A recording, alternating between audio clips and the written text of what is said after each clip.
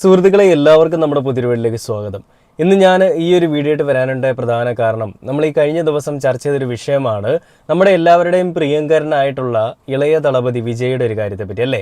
വിജയ് കരൂർ എന്ന് പറയുന്ന സ്ഥലത്ത് ഒരു പര്യടനത്തിന് പോവുകയും അതിനുശേഷം അവിടെ അദ്ദേഹം ചെന്നതിനെ തുടർന്നുണ്ടായ സംഭവ വികാസങ്ങളും അദ്ദേഹത്തിനെ കാണാനായിട്ട് വന്ന ആരാധകരുടെ തിക്കിലും തിരക്കിലും പെട്ടുകൊണ്ട് അവിടെ വന്നിരുന്ന കുറേയധികം, അതായത് 40-ലധികം ആളുകൾ മരണപ്പെട്ടൊരു കാര്യം നമ്മൾ കാണുകയുണ്ടായി. വിജയെ കാണാനായിട്ട് അതിയായ ആഗ്രഹത്തോടു കൂടി വന്ന് ശ്വാസം മുട്ടി എത്രയോ ആളുകളാണ് ഒരു ആൾക്കൂട്ടത്തിൽ പൊലിഞ്ഞതെന്നുള്ളത് വളരെ സങ്കടകരമായിട്ടുള്ള അവസ്ഥ തന്നെയാണ്.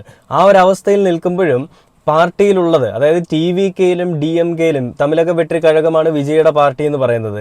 ഈ പാർട്ടിയും DMK എന്ന് പറയുന്ന സ്റ്റാലിൻ്റെ പാർട്ടിയും തമ്മിൽ അങ്ങോട്ടും ഇങ്ങോട്ടുമുള്ള വൈരുദ്ധ്യങ്ങൾ, അല്ലെങ്കിൽ അങ്ങോട്ടും ഇങ്ങോട്ടുമുള്ള വാഗ്വാദങ്ങളിൽ അവർ സംസാരിക്കുന്നത് വിജയുടെ ഭാഗത്ത് തെറ്റാണ്, വിജയ് ഇതിനു വേണ്ടിയിട്ടുള്ള അനുമതിയൊന്നും നേടിയിരുന്നില്ല, വിജയുടെ പാർട്ടിയോട് പറഞ്ഞതാണ് ഇത്രയും ആളുകൾ വരുമ്പോൾ ബുദ്ധിമുട്ടുണ്ടാകുമെന്ന് പറഞ്ഞതാണ്, പക്ഷെ വിജയ് ഇതിനു വേണ്ടിയിട്ട് പ്രിക്കോഷൻസ് ഒന്നും എടുത്തിട്ടില്ല, അല്ലെങ്കിൽ ആ പാർട്ടി ആ സമയത്തൊന്നും മിണ്ടിയിട്ടില്ല.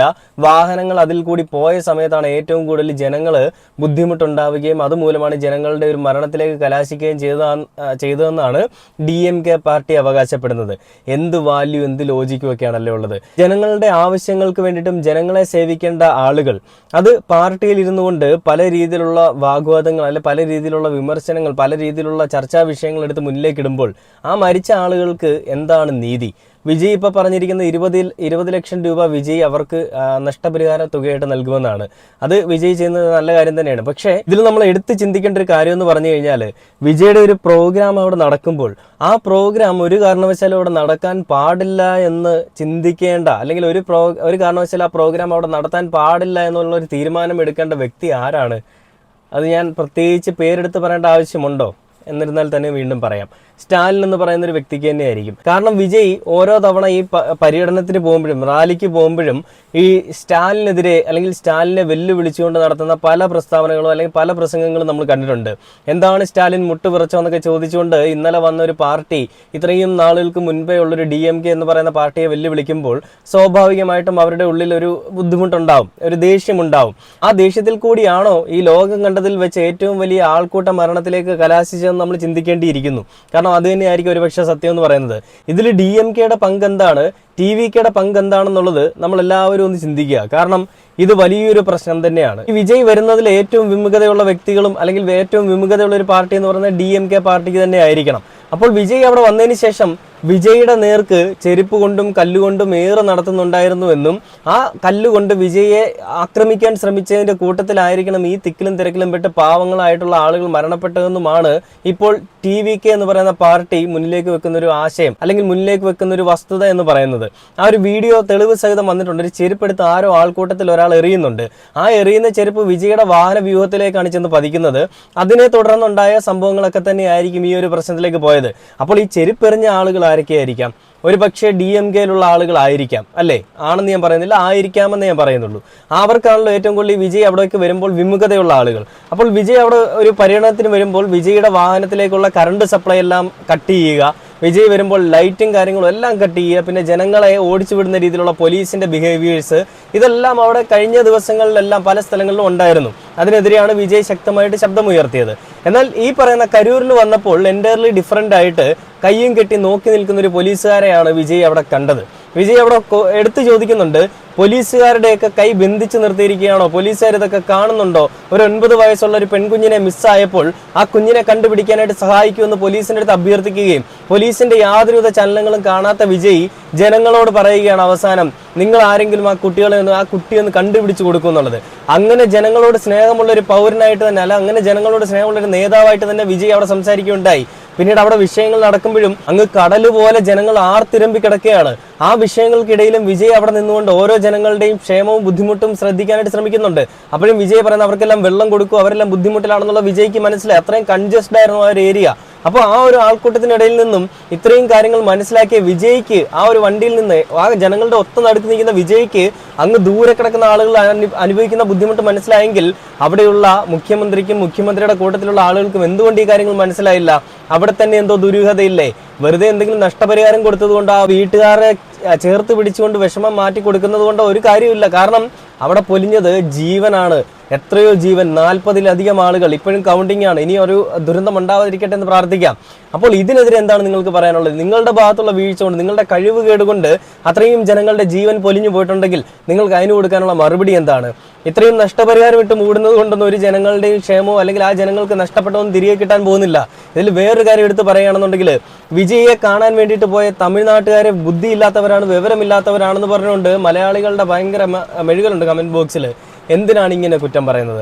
മലയാളികളിൽ തന്നെ ഒരു ആരാധകൻ, ഒരു നടന്റെ അല്ലെങ്കിൽ താൻ ഇഷ്ടപ്പെടുന്ന ഒരാളുടെ വെട്ടിയിട്ട നഖമെടുത്ത് സൂക്ഷിക്കുന്ന ഒരു കാര്യം നമ്മൾ നേരത്തെ ചർച്ച ചെയ്തിട്ടുണ്ട്, അല്ലെങ്കിൽ ആ വീഡിയോകളിൽ വന്നിട്ടുണ്ട്. അപ്പൊ അങ്ങനെയുള്ള ആളുകളുള്ള ഒരു സമൂഹമാണ് നമ്മുടെ. പിന്നെ സണ്ണി ലിയോൺ കൊച്ചിയിൽ വന്നപ്പോഴും, സണ്ണി ലിയോൺ പല സ്ഥലങ്ങളിൽ വന്നപ്പോഴും അവിടെ തടിച്ചുകൂടിയ ജനങ്ങളെ കാണുമ്പോഴും നമുക്കറിയാം എത്രത്തോളം ജനങ്ങൾ ഉണ്ടായിരുന്നു എന്നുള്ളത്. പിന്നെ നമ്മുടെ കേരള ഗവൺമെന്റ് നല്ല രീതിയിൽ ആ കാര്യങ്ങളെ നിയന്ത്രിതമാക്കി അല്ലെങ്കിൽ നിയന്ത്രിച്ചുകൊണ്ട് നിന്നതുകൊണ്ട് വലിയ ദുരന്തങ്ങളൊന്നും ഉണ്ടായില്ല. എങ്കിലും പല സ്ഥലങ്ങളിലും ബുദ്ധിമുട്ടുകൾ ഉണ്ടായിട്ടുണ്ടെന്ന് നമ്മൾ കണ്ടിട്ടുണ്ട്. ഇതിപ്പോൾ പോലീസുകാരുടെ ഭാഗത്തു നിന്നോ അല്ലെങ്കിൽ ആഭ്യന്തര വകുപ്പിന്റെ ഭാഗത്തു നിന്നോ കാര്യമായിട്ടുള്ള കാര്യങ്ങളൊന്നും ഉണ്ടാവാത്തത് കൊണ്ട് തന്നെയാണ് ഇത്രയും വലിയ ദുരന്തം അവിടെ ഉണ്ടായിരിക്കും എന്നുള്ള നിസ്സംശയം എനിക്ക് പറയാൻ സാധിക്കും. നിങ്ങൾ അത് തന്നെയായിരിക്കും ചിന്തിക്കുന്നല്ലേ. ഇന്ന് കണ്ടൊരു വാർത്തയാണ്, ഏഷ്യാനെറ്റ് ന്യൂസിൽ കണ്ടൊരു വാർത്തയാണ്. ഏഷ്യാനെറ്റ് ന്യൂസ് നല്ല മഞ്ഞപ്പത്രത്തിന്റെ പരിപാടി ചെയ്യുന്നുണ്ട്. അതിൽ അവർ പറയുന്നത് ഇത്ര ജീവൻ പോയി, എന്നിട്ട് അയാൾ ഇന്നലെ AC റൂമിൽ കയറി അടച്ചിരുന്നു, അയാൾ ഇന്നലെ വലിഞ്ഞു കളഞ്ഞു എന്നാണ് പറയുന്നത്. അപ്പോൾ ആദ്യം നമുക്ക് ഈ വാർത്ത ഒന്ന് കണ്ടു നോക്കാം, അതിനുശേഷം നമുക്ക് അതിനെപ്പറ്റി ഒന്ന് ചർച്ച ചെയ്യാം. TVK റാലികളിൽ കയ്യടി ഉറപ്പാക്കിയ മാസ് ഡയലോഗുകൾ. ഈ 3 വാക്കുകളും വെറും ഡയലോഗ് മാത്രമാണെന്നും അതിൽ തരിമ്പും ആത്മാർത്ഥതയില്ലെന്നും വിജയ് തെളിയിച്ച രാത്രി. തന്റെ വാഹനത്തിനു മുന്നിൽ ജനങ്ങൾ തിക്കി ഞെരുങ്ങി വീഴുന്നത് കണ്ടിട്ടും, കുടിവെള്ളത്തിനായി കേഴുന്നത് കണ്ടിട്ടും, ആംബുലൻസുകൾ ചീറിപ്പായുന്നത് കണ്ടിട്ടും വിജയ് ചെന്നൈയിലെ വീട്ടിലേക്ക് മടങ്ങിയത് വലിയ രോഷമാണ് ഉയർത്തുന്നത്.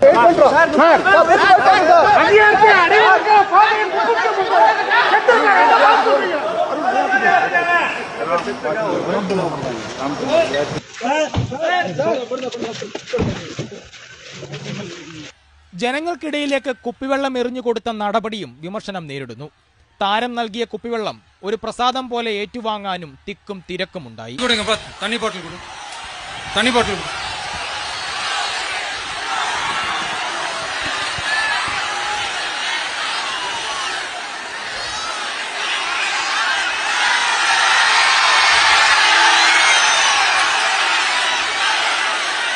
ഇതിനപ്പുറമാണ് പരിക്കേറ്റവരുമായി കടന്നുപോയ ആംബുലൻസ് നോക്കി വിജയ് പറഞ്ഞ സിനിമാ സ്റ്റൈൽ ഡയലോഗും. സംഭവിച്ച ദുരന്തത്തിന്റെ ആഴം മനസ്സിലാക്കാതെ പറഞ്ഞതാണെങ്കിലും ആ വാക്കുകൾ കടന്നുവന്ന ഒരു ആംബുലൻസിനെ ചൂണ്ടിയാണ് എന്നത് മൈക്ക് കണ്ടാൽ നിലമറക്കുന്നതിന് തുല്യമായി.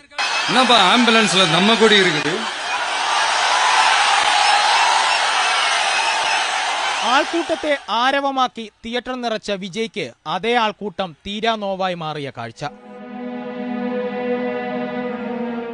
സിനിമാ നടന് ഏത് വിവാദത്തിൽ നിന്നും ഒളിച്ചോടാം, പറന്ന് മാറി നിൽക്കാം. പക്ഷെ മക്കളുടെ നേതാവാകാൻ ഇറങ്ങിത്തിരിച്ച വിജയ്ക്ക് ആ നിലയിലേക്ക് ഉയരാൻ ഇനിയും ദൂരമുണ്ടെന്ന് 39 ജീവനുകൾ സാക്ഷ്യം പറയുന്നു. ഏഷ്യാനെറ്റ് ആർക്ക് വേണ്ടിയിട്ടാണ് ഈ മാമാപ്പണി ചെയ്യുന്നത് എന്നുള്ളത് നമ്മളൊന്ന് ചിന്തിക്കേണ്ടിയിരിക്കുന്നു. അതായത് വിജയിയെ എവിടെയൊക്കെ മിസ്റ്റേക്കുകൾ ഉണ്ടോ അതെല്ലാം കണ്ടുപിടിച്ച് കൃത്യമായിട്ട് പറഞ്ഞിട്ടുണ്ട്. അയാളത് മാസാവാൻ വേണ്ടിയിട്ട് ചോദിച്ചതാണെന്നാണ് ഇവർ പറയുന്നത്. വിജയ് ആൾക്കൂട്ടത്തിന്റെ രോമാഞ്ചമായിക്കോട്ടെ എന്ന് വിചാരിച്ചൊന്ന് ചോദിച്ചിട്ടുണ്ടാവും, അതൊക്കെ അവിടെ നിൽക്കട്ടെ. പക്ഷെ ഇത്രയും വലിയ വരാൻ പോകുന്ന വലിയൊരു വിപത്തിനെ കണ്ടുകൊണ്ടാണോ ഈ പറയുന്ന വിജയ് ഇങ്ങനെ ചോദിച്ചതെന്ന് നിങ്ങൾ ഉറപ്പിച്ച് പറയുന്നത്? എങ്ങനെ നിങ്ങൾക്ക് ഉറപ്പിച്ച് പറയാൻ സാധിക്കും?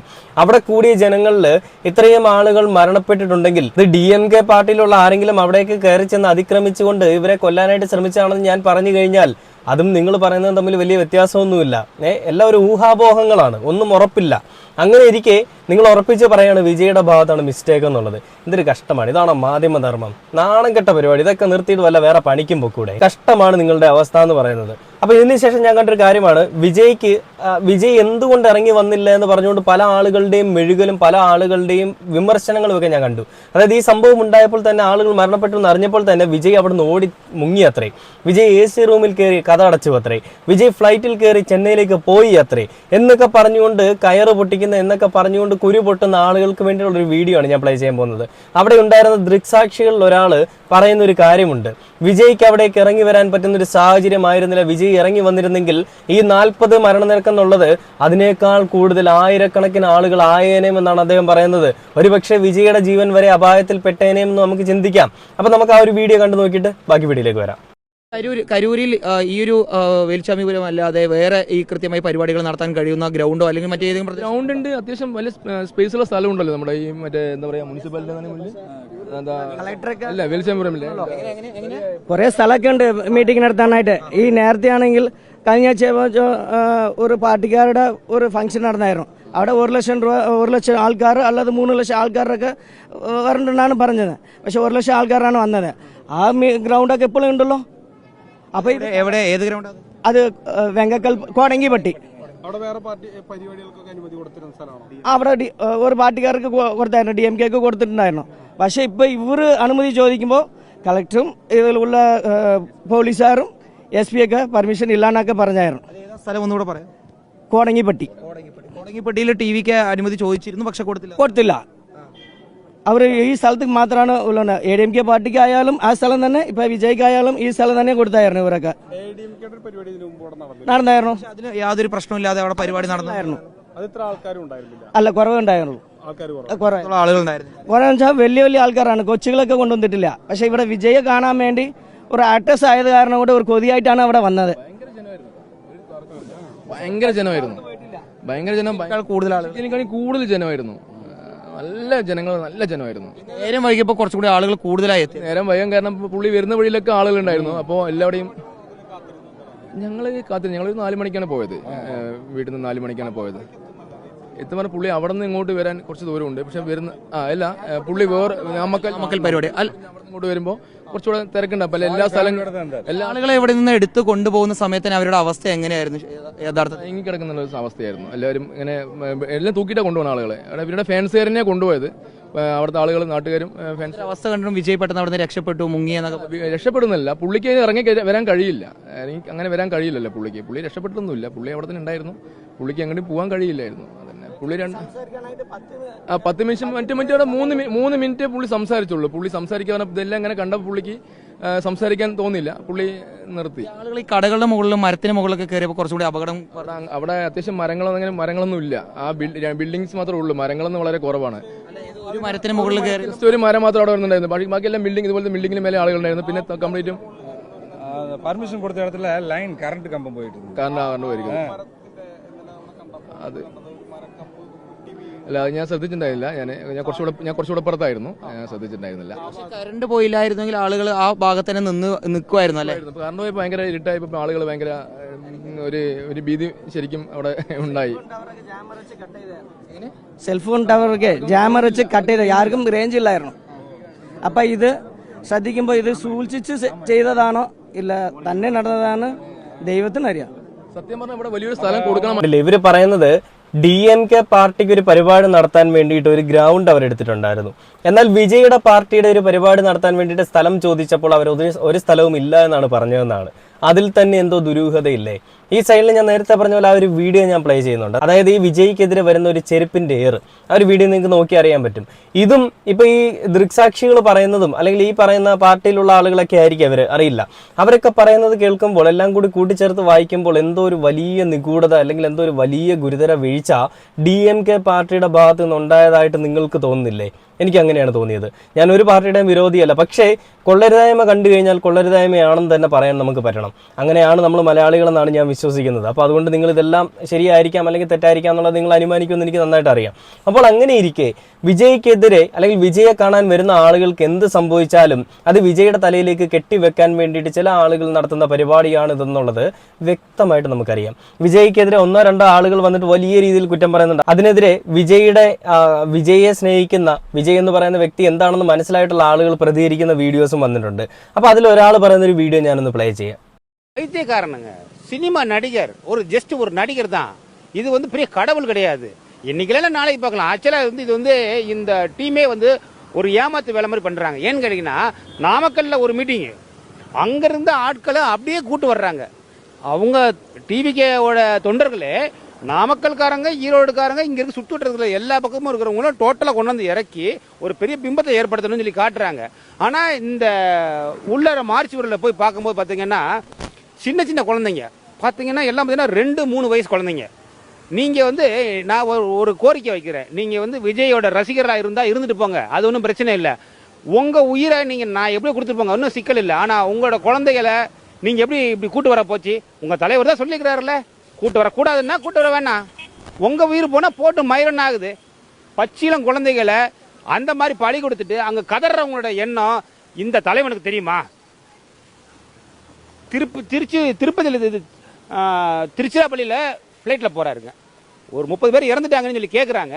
ஒரு வாயை திறந்து ஒரு இரங்கல், ஒரு மனசு கஷ்டமா இருக்குதுன்னு கூட சொல்லக்கூட தயங்குற தலைவன் தேவையே கிடையாது. இவங்க ஒரு ஜாம்பி கூட்டம் மாதிரி. இனிமேல் நான் என்ன சொல்றேன்னா, இதுக்கு அடுத்த முறையும் சனிக்கிழமை எந்த இடத்துல ஒரு மீட்டிங் போட்டாலுமே பெண்களோ കർപ്പിണി പെൺകളോ കണ്ടില്ലേ, ഇതിൽ അയാൾ പറയുന്നതെന്ന് വെച്ച് കഴിഞ്ഞാൽ കുട്ടികളെയും കൊണ്ട് പല ആളുകളും അങ്ങോട്ടേക്ക് വന്ന കാര്യത്തെ പറ്റിയാണ്. അതായത് ഈ പറയുന്ന വിജയ് വേറൊരു സ്ഥലത്ത് ഈ പറയുന്ന റാലിക്ക് പോയതിനു ശേഷം അവിടുത്തെ ആളുകളെയും കൂട്ടിക്കൊണ്ടുവന്ന് ഒരുപാട് ആളുകൾ കൂടിയതാണ് ഈ പ്രശ്നങ്ങൾ എന്നാണ് അയാൾ പറഞ്ഞു വെക്കുന്നത്. ഇവിടെ കൂടിയിട്ടുള്ള ആൾക്കൂട്ടത്തിനെ പറ്റിയാണ് അദ്ദേഹം സംസാരിക്കുന്നത്. ഇത് ശരിക്കും പറഞ്ഞാൽ ഞാൻ നേരത്തെ പറഞ്ഞതുപോലെ തന്നെ ഇത് DMKയുടെ ഭാഗത്തുള്ള മിസ്റ്റേക്ക് ആണോ TVKയുടെ ഭാഗത്തുള്ള മിസ്റ്റേക്ക് ആണോ എന്നുള്ളത് നമ്മൾ ഒന്ന് മനസ്സിലാക്കേണ്ടിയിരിക്കുന്നു. കാരണം എനിക്ക് മനസ്സിലായിടത്തോളം കാര്യം, അല്ലെങ്കിൽ ഈ ഒരു കാര്യങ്ങളെല്ലാം കാണുമ്പോൾ നമുക്ക് വിലയിരുത്താൻ സാധിക്കുന്നത് ഏകദേശം നമുക്ക് മുന്നിലേക്ക് വരുന്നൊരു കാര്യം എന്ന് പറഞ്ഞു കഴിഞ്ഞാൽ അതിൽ DMKയുടെ ഭാഗത്തു നിന്നുള്ള ഒരു വലിയ വീഴ്ച വന്നിട്ടുണ്ട്. എന്നാൽ അതിനെയെല്ലാം അപ്പാടെ മറയ്ക്കുകയും അതിനെയെല്ലാം തള്ളിക്കളയുകയുമാണ് സ്റ്റാലിനും സ്റ്റാലിൻ്റെ കൂട്ടരും ചെയ്യുന്നത്. സ്റ്റാലിൻ ഇപ്പോൾ വിജയ്ക്കെതിരെ ആക്ഷൻ എടുക്കാനായിട്ട് മുന്നിലേക്ക് പോയിട്ടുണ്ടെന്നാണ് അറിയാൻ സാധിച്ചിരിക്കുന്നത്. എന്തിന്റെ പേരിലാണ് വിജയ്ക്കെതിരെ ആക്ഷൻ എടുക്കുക? നിങ്ങളുടെ ഭരണകൂടത്തിൽ ഇരിക്കുന്ന നിങ്ങളെപ്പോലെയുള്ള ആളുകൾ ഒരു ചെറുവിരൽ പോലും അനക്കാതെ അവിടെ 40ഓളം വരുന്ന ആളുകളുടെ ജീവൻ അറ്റുപോയിട്ടുണ്ടെങ്കിൽ അതിന് പൂർണ്ണമായിട്ടുള്ള ഉത്തരവാദിത്തം നിങ്ങളെപ്പോലെയുള്ള ആളുകൾക്ക് തന്നെയാണ് മിസ്റ്റർ സ്റ്റാലിൻ സാർ. കാരണം നിങ്ങൾ അവിടുത്തെ ഒരു ആഭ്യന്തര വകുപ്പ് മന്ത്രിയാണ്. നിങ്ങളുടെ അണ്ടറിൽ വർക്ക് ചെയ്യുന്ന പോലീസുകാരും നിങ്ങളുടെ അണ്ടറിൽ വർക്ക് ചെയ്യുന്ന എല്ലാ സേനയും ഇതിന് പൂർണ്ണ ഉത്തരവാദികൾ തന്നെയാണ്. എന്തിന്? അവിടെ ഈ സംഭവങ്ങൾ ഉണ്ടാകുമ്പോൾ അവരെ കൺട്രോൾ ചെയ്യാനുള്ള ഉത്തരവാദികളാണ്. അവിടെ വിഷയങ്ങൾ നടക്കുമ്പോഴും ലാത്തി ചാർജ് ചെയ്യാനായിരുന്നു സ്റ്റാലിൻ്റെ പട്ടാളത്തിന്, അല്ലെങ്കിൽ സ്റ്റാലിൻ്റെ പോലീസിന് തിടുക്കം. അപ്പോൾ അങ്ങനെ വന്നപ്പോൾ എന്താ സംഭവിച്ചത്? വീണ്ടും തിക്കും തിരക്കും ഉണ്ടായി. അതിന് വിധേയനായത്, അല്ലെങ്കിൽ അത് മുന്നിലേക്ക് കൊണ്ടുവരാനായിട്ട് കൂട്ടുനിന്നത് വിജയ് ആണെന്ന് പറഞ്ഞുകൊണ്ട് വിജയ്ക്കെതിരെ വലിയ രീതിയിലുള്ള അക്രമം അഴിച്ചുവിടാൻ വേണ്ടിയിട്ട് തമിഴ്നാട്ടിൽ നിന്ന് തന്നെ തുടങ്ങിയേക്കാന്ന് വിചാരിച്ച ഏതൊരു പരിപാടിയാണെന്നും എനിക്കിതുകൊണ്ട് തോന്നുന്നുണ്ട്. അതായത് ആട്ടിൻകൂട്ടങ്ങളെ എല്ലാം കൂടി ചെന്നായ്ക്കൾ നിൽക്കുന്ന ഒരു സ്ഥലത്തിലേക്ക് അഴിച്ചുവിടുക. അങ്ങനെ ചെന്നായ്ക്കളെല്ലാം കൂടി ഈ ആട്ടിൻകൂട്ടങ്ങളെ ഈ പറയുന്ന കടിച്ചു കീറുമ്പോൾ അതിലെ പ്രിവിലേജ് എടുക്കാൻ വേണ്ടിയിട്ട് ആട്ടിൻകൂട്ടങ്ങളുടെ നേതാവ് അല്ലെങ്കിൽ ചെന്നായുടെ നേതാവ് ഇങ്ങനെ രണ്ടുപേരും നിന്ന് കളിക്കുന്ന ഒരു കളിയായിട്ടാണ് എനിക്ക് തോന്നുന്നത്. എന്ത് തന്നെയാണെങ്കിലും അവിടെ പൊലിഞ്ഞു പോയത് പാവപ്പെട്ട ജനങ്ങളാണ്. വിജയ് എന്ന് പറയുന്ന ഒരു വലിയ മനുഷ്യനെ, ആ ഒരു വലിയൊരു മനുഷ്യനുള്ള ആരാധന വന്നിട്ടുള്ള ജനങ്ങളാണ്. ആ ജനങ്ങളുടെ ആ ഒരു ജീവൻ എന്തെങ്കിലും വിലയുണ്ടെങ്കിൽ അതിൻ്റെ പിന്നിൽ കളിച്ചവരാരാണെങ്കിലും അവരെ നിയമത്തിന് മുൻപിൽ കൊണ്ടുവരാൻ സാധിക്കട്ടെ. അത് വിജയ് ആയാലും വിജയുടെ കൂട്ടത്തിലുള്ള ആളുകളാണെങ്കിലും DMK പാർട്ടിയിലുള്ള സ്റ്റാലിനാണെങ്കിലും സ്റ്റാലിൻ്റെ കൂട്ടത്തിലുള്ള ആളുകളാണെങ്കിലും ആരാണെങ്കിലും കൊള്ളരുതായ്മ ചെയ്തവനെ മുന്നിലേക്ക് കൊണ്ടുവരാനും അവർക്കെതിരെ തക്കതായ നടപടികൾ സ്വീകരിക്കാനും സാധിക്കട്ടെ എന്ന് പറഞ്ഞുകൊണ്ട് ഈ ഒരു വീഡിയോയുടെ അവസാനിക്കുകയാണ്.